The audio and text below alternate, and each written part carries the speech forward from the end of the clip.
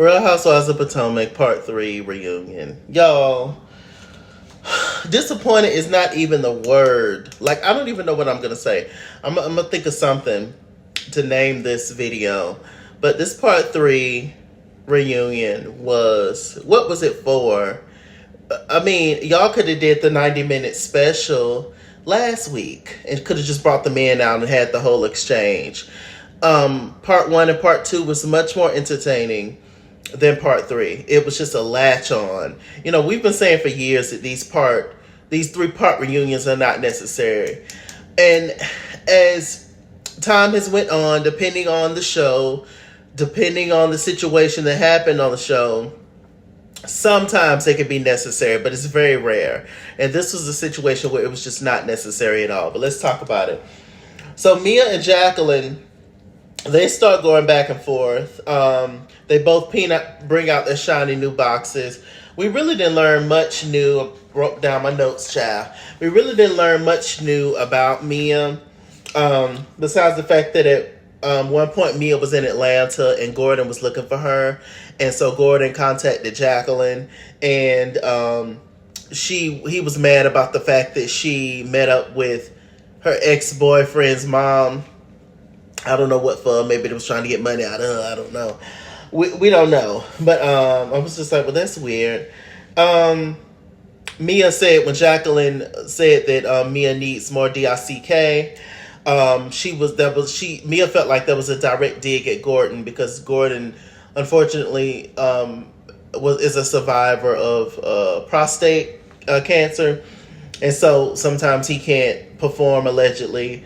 And so she felt like there was a dig at that. And Mia was like, you was the only person that knew. And then the other lady's like, oh, well, I knew. So that was another lie. And then Mia said something she done told everybody and forgot again. Let me say it. Jackie said that Mia's not a real CEO. I mean, we know that. That's another lie. What was interesting, as Jacqueline was talking, Mia decided to put up her receipts. But Mia decided to post her receipts later on after the reunion about Jacqueline allegedly sleeping with a married man or so. Like I said, what was the point of doing that after the reunion? When you brought this whole box full of receipts on Jacqueline, Mia, and you didn't present them. What was the point? There was nothing there. I don't think there was nothing there. Nothing. We personally don't care. And, you know, Jacqueline's cool and stuff. I think she's cool. I think she's pretty. And I feel bad, you know, for how she was done this season. But we don't care enough. We don't know Jacqueline like that to be, oh, this is Jacqueline receipts? Oh, God. Because at the end of the day, y'all sisters. Y'all know all y'all tea and all y'all dirt on each other. And y'all was probably out there hooking and hoeing together. Which is what, you know, a good team of broads do. Hey, I know I have my girls with the Z, you know, not actual women, you know. You know, we be out there, you know. We just be out there doing Bible study, y'all. Chill out. It's a nun. We're monks at this point. I mean, you know. We won't be doing that. Y'all stop. But, so, you know, I was just like, okay, so what are we learning? What are we doing? Jacqueline ended up getting up. One thing I thought was sad was Andy calling y'all. I got blow my nose, excuse me.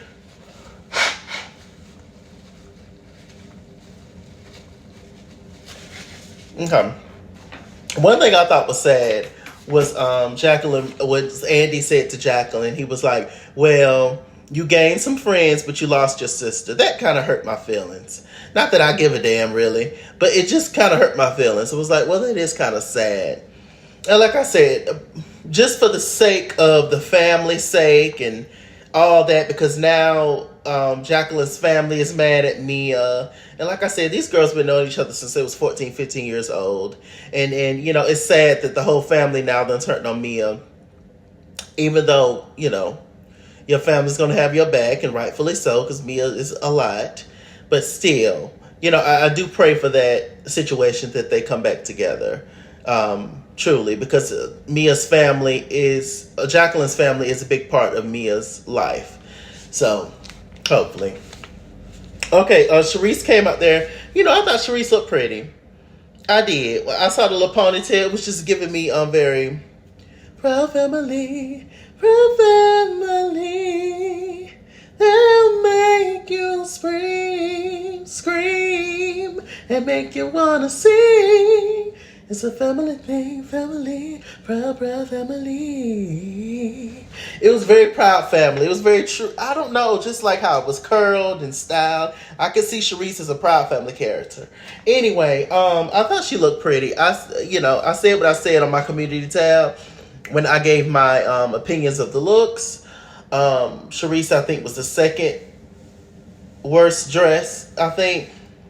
But in person, it didn't bother me as much. Let me see. With Charrisse, we found out that she was brought to the show. The producers asked her to come to the show. She did not come there to get Karen, even though it looked like that. I don't believe that. I believe that the producers asked Charrisse to come to the show, but I very much so know that they said mess with Karen, because what else do we see? They were not interested in showcasing Charrisse's life in any kind of way. So I mean, maybe it was one of those things that was just kind of,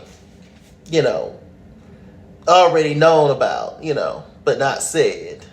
Unspoken moments, like it's just automatic. We found out that Charrisse and Karen have seen each other throughout the years. It hasn't been a 5-year long time since Karen's seen Charrisse. Charrisse came to her 55th birthday party and blah, blah, blah. Whatever. Still, it's not saying nothing to me. They got on Karen's mom funeral thing. And Charrisse's intent, and Karen already explained on the show why she felt like Charrisse coming was it wasn't in good standing, wasn't in good taste and stuff. Let me see. We found out that Mia's family, I guess Jacqueline's family, or whoever owned the restaurant that allegedly Karen was at with some other man and blah, blah, blah. But then they tried to backtrack, and then they no longer wanted to talk about it, some of the girls. And, it was just, super weird. Like I said, some of the stuff about Karen I believe, and other stuff I don't. But at the end of the day, it doesn't matter. Karen is the grande dame. Charrisse... And, so... Sorry, I had a phone call. Like I said, Karen is the grande dame, and Charrisse is Charrisse, and there you go. We will always credit Charrisse for being integral, what's the word? Integral? I don't know. Let me ask Mia what the word is. Integral? Whatever. She will always be an important part of the show, and she will always be credited for putting this show together and blah blah blah, and there you go. Okay, Robyn. So Robyn, we had her segment. Of course, Juan is not there for her. Ain't it sad how Robyn has to defend her and Juan all the time? Ain't it sad that Gizelle has to defend her and her invisible man all the time? Ain't it sad that for the past couple of years, Ashley has had to defend her and Michael? It's just sad that some of y'all men won't come. It really, really is. Like, Eddie is super busy. I think he's an attorney, ain't he? Dr. Eddie, Wendy's husband. He always show up. I mean, the husbands ain't out there number 20 minutes. And then they go about their business. Like, you can't be that busy. Like, Lord, I come and I stand with you now. Lord, please don't let me end up like a Robyn. Please don't ever put me in the position of a Robyn. Please don't let me be that stupid in love. I want to be in love, Lord, but I don't want to be stupid in love, Lord. Please, Lord, please. So we got on Robyn, and Robyn talked all that crap when she was talking to Charrisse on the season, saying that, oh, you didn't deserve half of everything because you didn't work hard for it, blah, blah, blah. And she went on about, you know, not wanting Juan to be a part of her businesses and stuff. And not have, you know, ownership and not, you know, she, with the whole prenup and everything, she did all that just to turn around and have everything be 50-50. So still, if they divorce, Juan is going to get a percentage of her businesses. I don't know why she keeps saying businesses. What does Robyn do besides them hats? And she ain't promoted not one hat this season. I forgot what they look like. I was going to buy one, Robyn. I was going to give it to my dog for a chew toy. But I support black businesses, Robyn. You know, black businesses. I support it. Robyn, my dog needs a chew toy for real. They teething.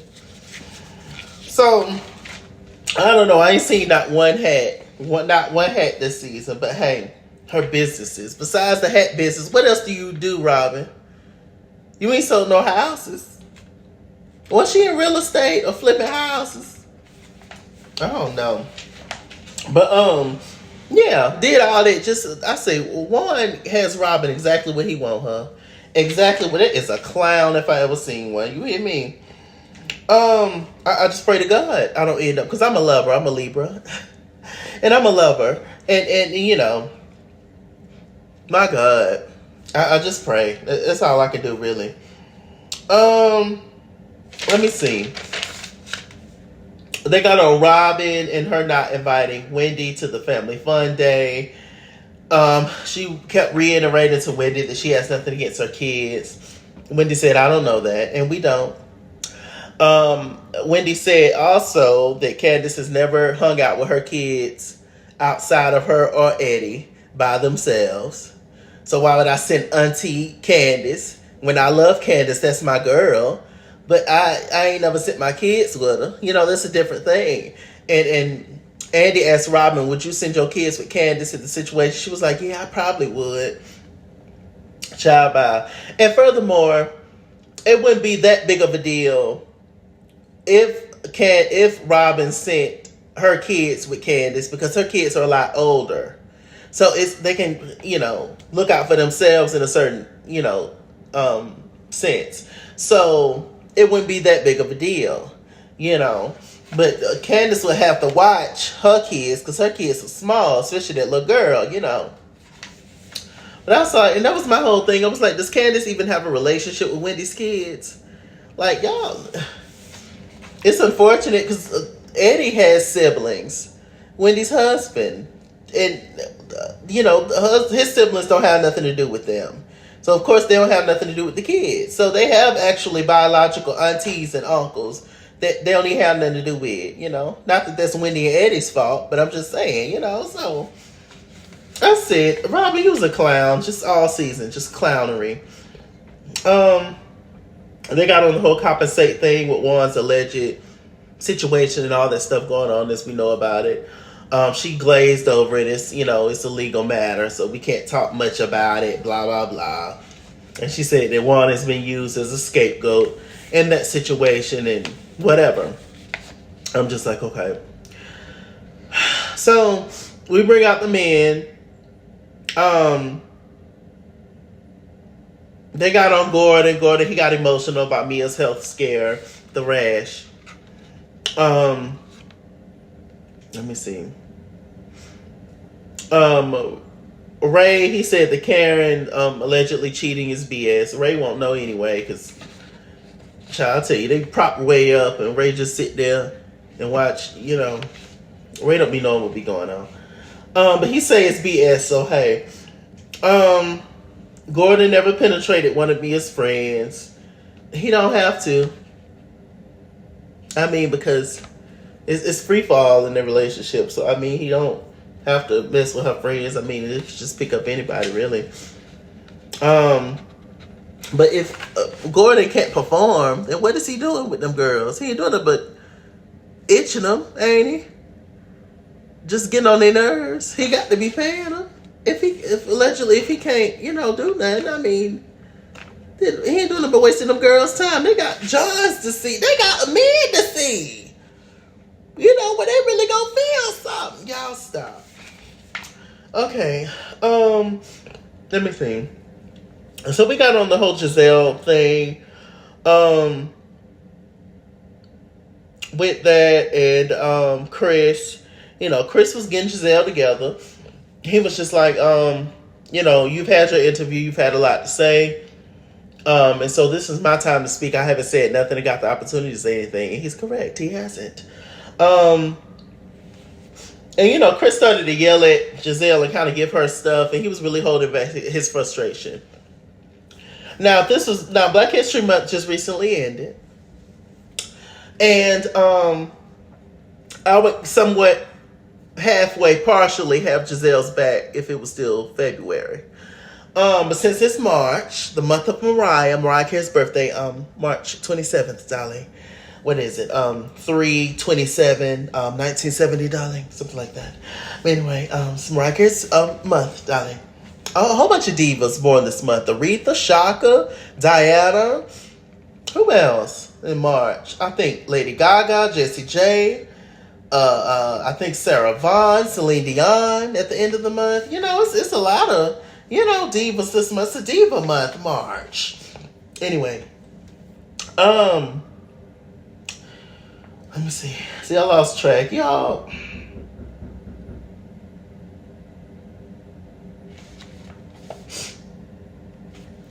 Y'all, hold on for 1 second. Hold on.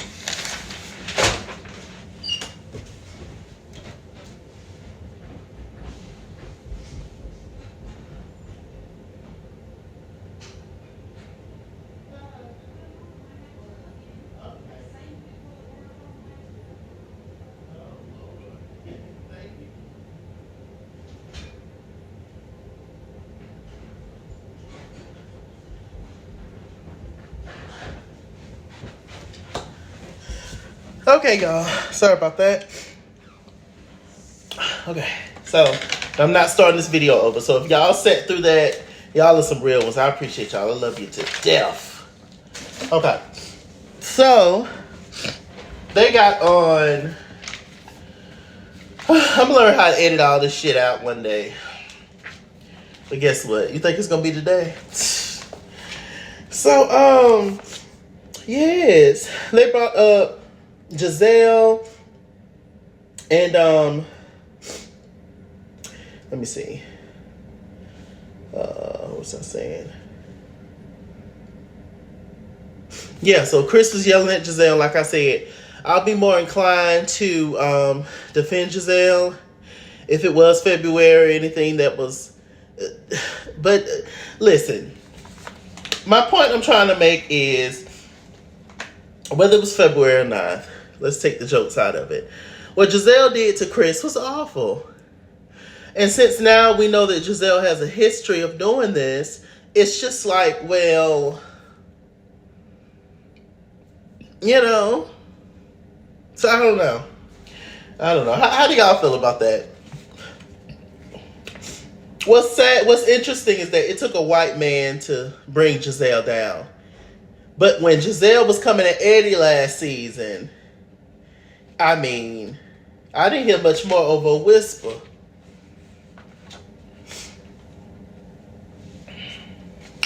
Anyway, let me see. So what he did, a lot to drink.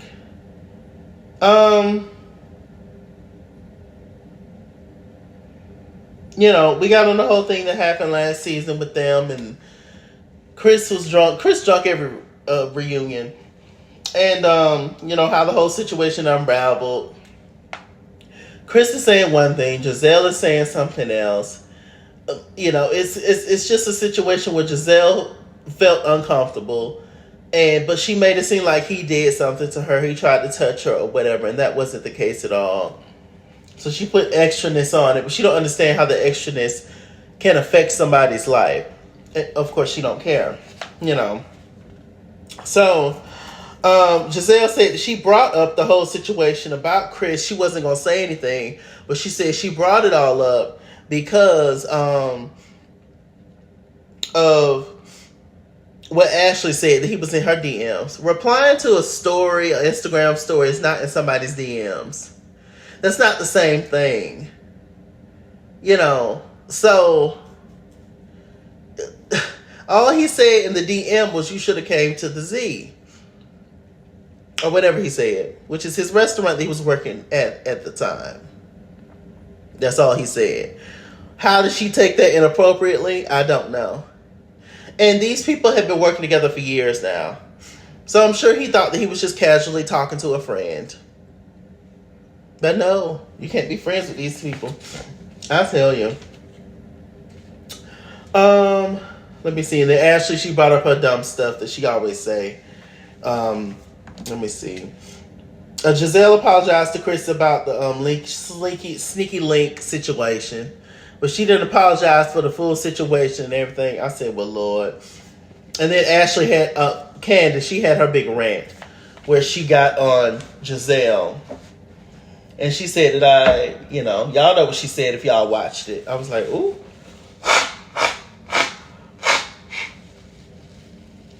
Sorry, y'all. Y'all know Chalaki videos be ratchet. Y'all already know what time it be, y'all. Y'all know. But, she basically said that you are white privileged because of how you look and you're privileged and, you are BS. And you use that against, in this situation to further your story. I didn't see no problem with it. I mean, she was obviously upset. She said it in a angry kind of way, but she's angry. I don't know.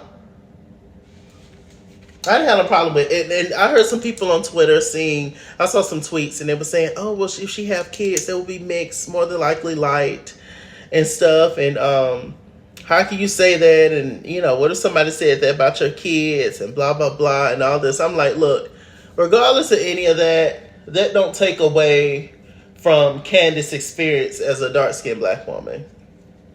And how she said, once she calmed down, that if she was to say something like that, it would be taken completely differently. And she's right. It would. Or not at all. I just recently saw a film with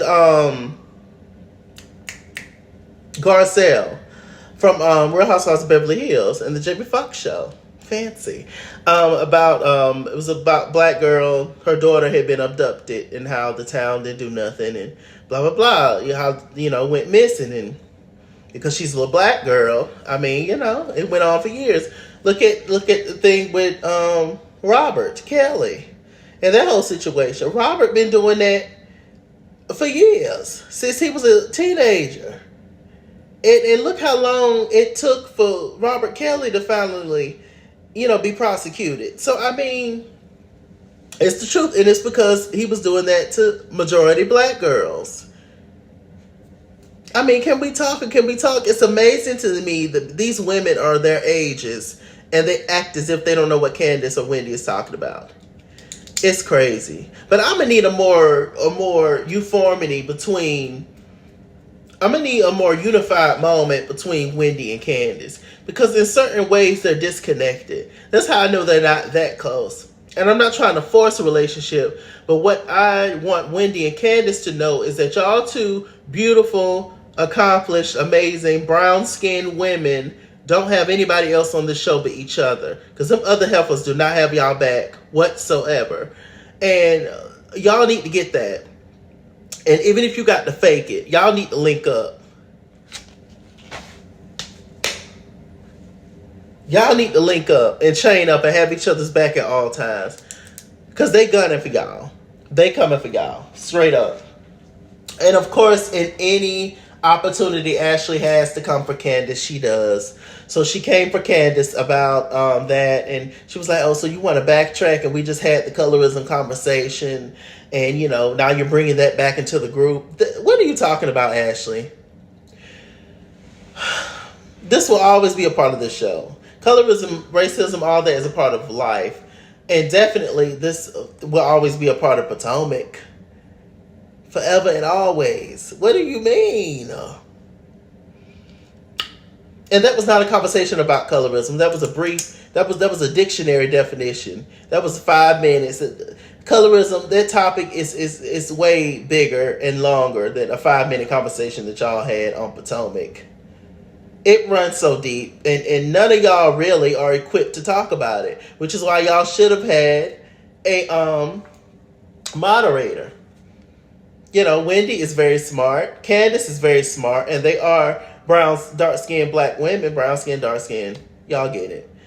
Black women, but at the same time, it's like they have to skate over the issue, and they have to be very careful about what they say and accuse. You know, y'all should have just got a moderator who is not on Bravo's payroll to just let it out, and a person who deals with this every single day, who studies this topic every single day. That's what y'all should have did, but it was a fail. But I mean, what does it even matter, really? Because y'all still gonna be on the show with them. So I mean, you accusing them of being colorist and racist and all that, but you still gonna film with them. So you think they're gonna want to film with y'all? So it's just, I don't know. I don't know how they do it, honestly. Let me see.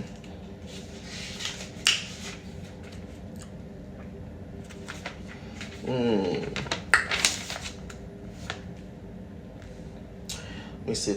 So they ended on kind of a happier note. They started talking about the coochie moment in Mexico, and I don't care. And so they ended with playing Candiace's song "Insecure" featuring Trina. It was a weird ending. There was no final goodbyes or, you know, anything you want to end on the season. It was just, Andy was tired. I think it was just a lot. This reunion. Some things got solved, but not really. It was just more lies and more fallacies. We found out a lot of stories was just phony and made up, which we knew, but my God, for them to be exposed like this, it's just like, what is real in Potomac? It was just a mess. This part 3 reunion was just, I don't know. I don't know. For season 8, I don't know where this show can go at this point. It's going to get canceled. It should get canceled. Soon. You know, I review the show. I enjoy reviewing the show. But overall, it's just like, what's really happening? Who's really friends? Like I said, colorism will always be brought up on the show, will always be an issue, because it's not, and Ashley kept saying, oh, it's not, I've never said anything about anybody's skin tone. You don't have to. It goes without saying. You walk every day in your privilege. And you don't have to say nothing. It's your actions. Actions will always speak louder than words. Ashley, how you move, the things you do and say, and how it's just looked over. It's glanced at, but you keep going. Like, how don't you know this? Because you don't want to know it. That's why. That's why. All of you know what time it is. Y'all need to stop. Y'all need to stop. Especially the queen of it, Gizelle. Like, come on. It's not a coincidence that you like men that are real dark. And they want you. It's not a coincidence. Like, come on. We know what this is. You grew up in that era, Gizelle, of good and bad hair. Didn't your daddy say some stuff? I saw on Twitter where Gizelle's daddy allegedly had said some colorist remarks. I mean, Gizelle, you come from that. Both of your parents are real light. Both of them.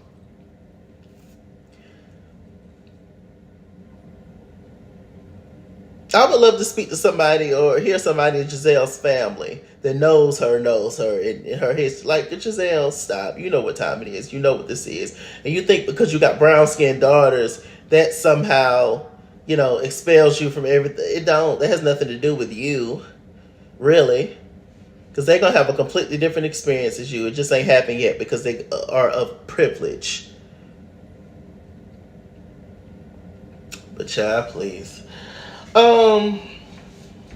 So we got to the 101 with Andy Cohen, and there was nothing.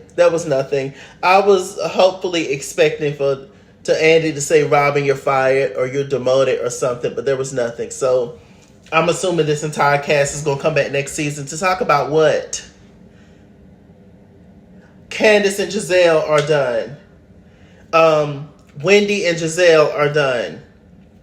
Ashley and Candiace are done. Mia is a straight up liar from the top of her head to the bottom of her feet. Let me see. Robyn and Candiace, they're pretty much done in limbo. We're tired of them coming for Karen every single season. Karen is friends with people, but not really. Karen plays that middle role. Karen, y'all know how Karen is. And, it's just like, well, what do you do?